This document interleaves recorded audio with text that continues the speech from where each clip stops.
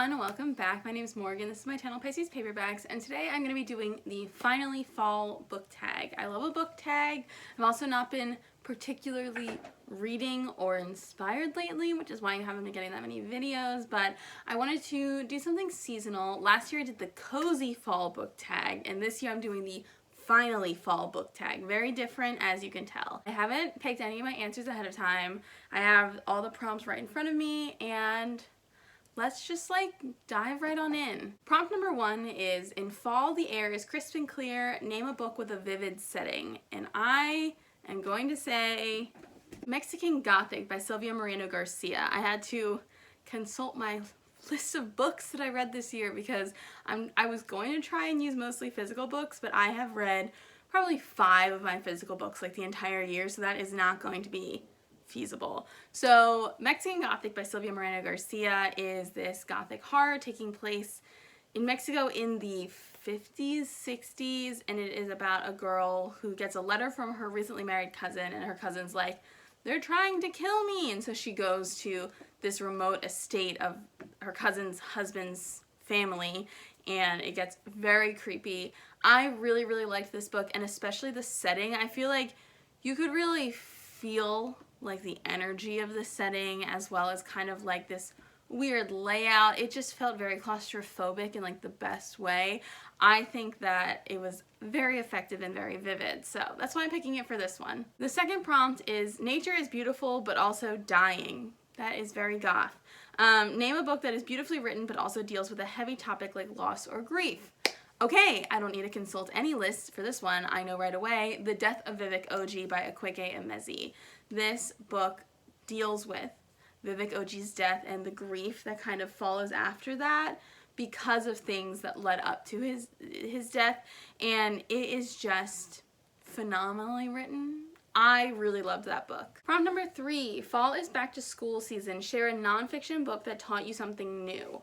I will be linking my fall recommendations video from last month because I did have a whole section of that video where it is just nonfiction books, just because it's fun to learn something. But for this one specifically, I'm probably going to say Medical Apartheid by Harriet Washington, because it's hard to say that it's my favorite nonfiction topic book that I've read, because it is extremely hard to read and very dark and deals with a lot of incredibly difficult topics, specifically the history of medical experimentation and abuse on Black people in America.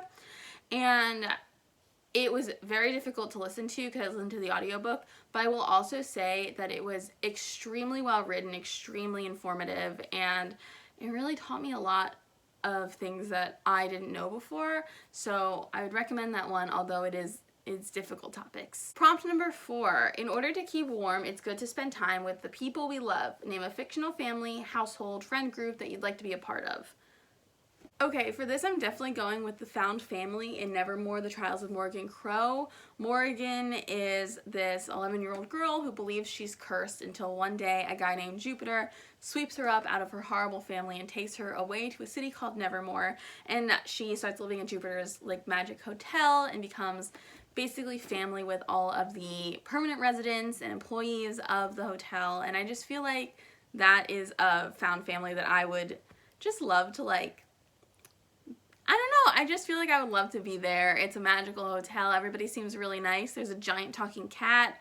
That's just where I want to be emotionally and spiritually, so that's the one I'm going to pick. Number 5, the colorful leaves are piling up on the ground. Show us a pile of fall-covered spines. Okay, that I can do.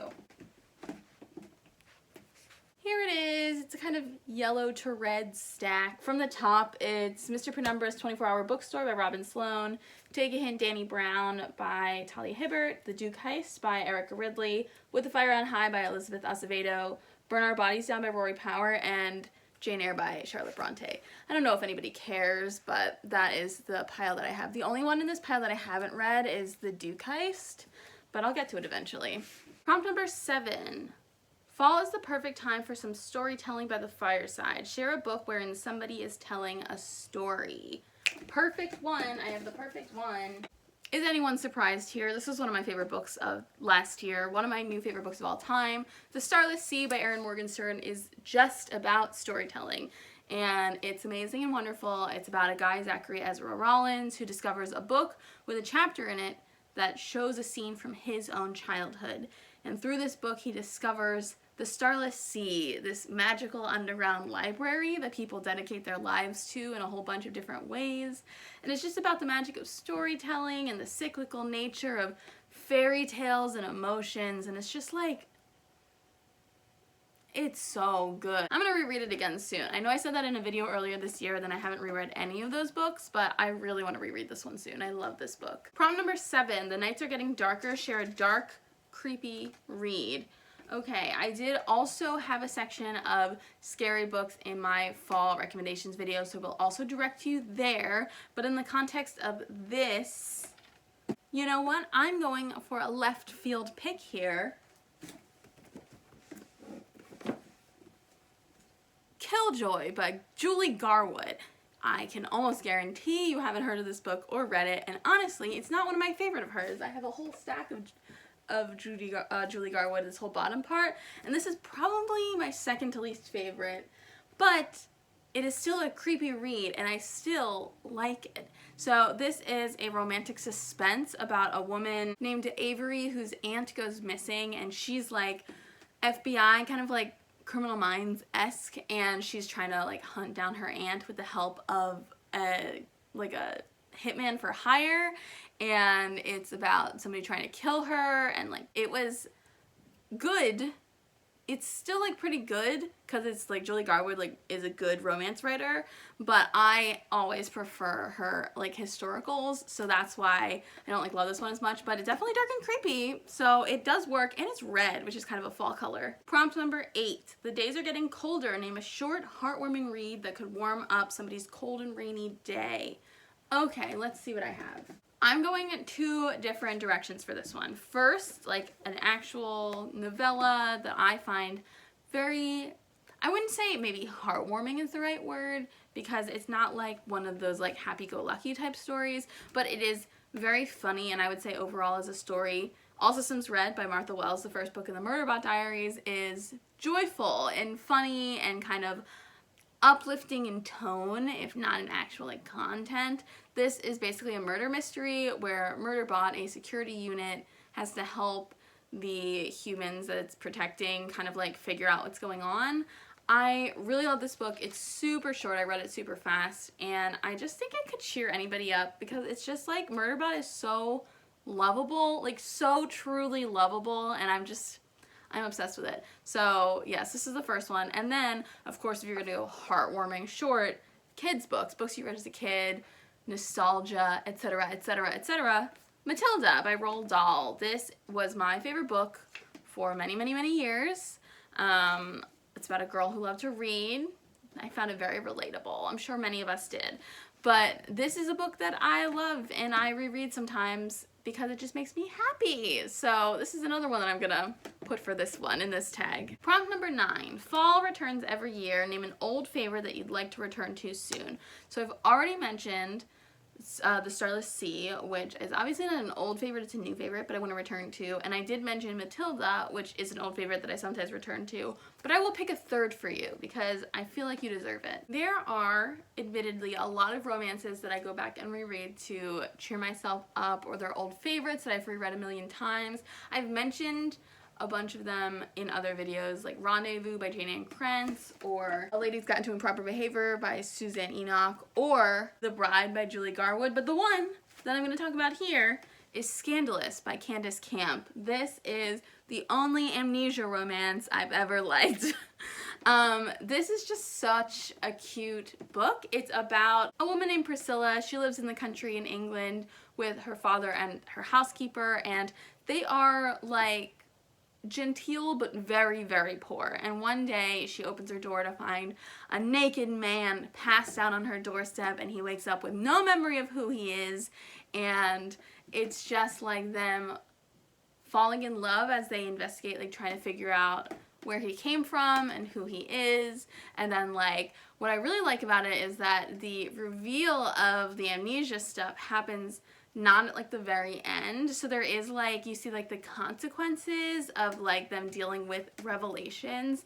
And I really love this book. I haven't read it in a while, to be fair. I want to reread it soon again, obviously.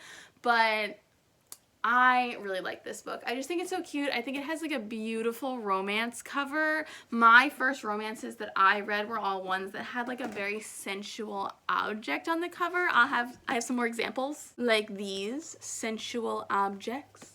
And I just think they're so fun. And oh, lots of keys here. But I just have a soft spot for that. Old favorites. I don't know who it was that made this decision to store my romances like this, but I hate them because putting everything back is a nightmare. Prompt number 10. Fall is the perfect time for cozy reading nights. Share your favorite cozy reading accessories. So I don't have it here, but I have a really cute Starbucks, like it's a short little hot cup for hot drinks. What are those called? Insulated. It's like sparkly and pink, and I love it very much. But if we're gonna talk like clothes, I'm a fleece girl. I'm a sweatshirt girl. So I guess I'll show you one of my favorite fleeces. I got it from Goodwill earlier this year, and it is truly enormous, and it has pockets, and I love it. And I wear this and a pair of sweats, and I curl up on the couch, and I get covered in dog hair. And that's kind of how I like to live my life. And that's it. There's also a prompt to tag some people. I am really doing that. It makes me feel awkward because I'm like, what if they don't do it? Then do I look like an idiot? So if you're watching this and you would like to participate, you've been tagged. Let me know in the comments how your fall is going so far. And I hope you enjoyed this video. I'll see you guys next time. Bye!